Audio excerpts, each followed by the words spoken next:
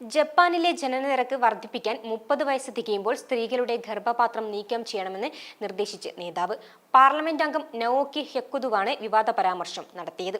Japan നേരിടുന്ന വെല്ലുവിളികളെക്കുറിച്ചുള്ള ചർച്ചയുടെ ഭാഗമായി രാജ്യത്തിന്റെ ജനനനിരക്ക് വർദ്ധിപ്പിക്കുന്നതിനുള്ള നടപടികളെക്കുറിച്ച് സംസാരിക്കവെയാണ് ജാപ്പനീസ് കൺസർവേറ്റീവ് പാർട്ടി നേതാവായ നവോക്കി ഹക്കുതുയുടെ വിചിത്രമായ നിർദ്ദേശം.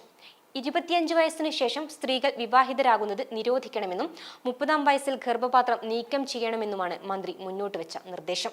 ഇതിലൂടെ നേരത്തെ തന്നെ വിവാഹം കഴിക്കാനും കുട്ടികളുണ്ടാകാനും ഇത് സഹായിക്കുമെന്നാണ് അദ്ദേഹത്തിന്റെ വിലയിരുത്തൽ. 18 വയസ്സിനു ശേഷം സ്ത്രീകളുടെ വിദ്യാഭ്യാസം പരിമിതപ്പെടുത്തണമെന്നും അദ്ദേഹം ആവശ്യപ്പെട്ടു. അതുവഴി അവർക്ക് കുഞ്ഞുങ്ങളെ ജനിപ്പിക്കുന്നതിൽ ശ്രദ്ധ കേന്ദ്രീകരിക്കാൻ കഴിയുമെന്നാണ് നവോക്കി ഹക്കുതുവിന്റെ വിചിത്രമായ വാദം. ഇദ്ദേഹം മുന്നോട്ട് വെച്ച സ്ത്രീവിരുദ്ധ ആശയത്തെ നിഷേധിച്ച രാജ്യത്തുടനീളമുള്ള സ്ത്രീകൾ ഹ്യക്കുതയോട് ക്ഷമാപണം നടത്താൻ ആവശ്യമുന്നയിച്ചു.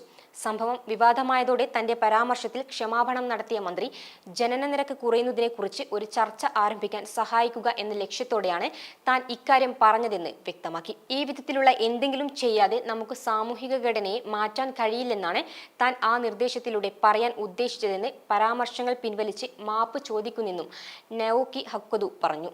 ഈ വീഡിയോ നിങ്ങൾക്ക് ഇഷ്ടമായാൽ ലൈക്ക് ചെയ്യുക. കൂടുതൽ വീഡിയോകൾക്കായി യോഗനാഥം ന്യൂസ് ചാനൽ സബ്സ്ക്രൈബ് ചെയ്യുക.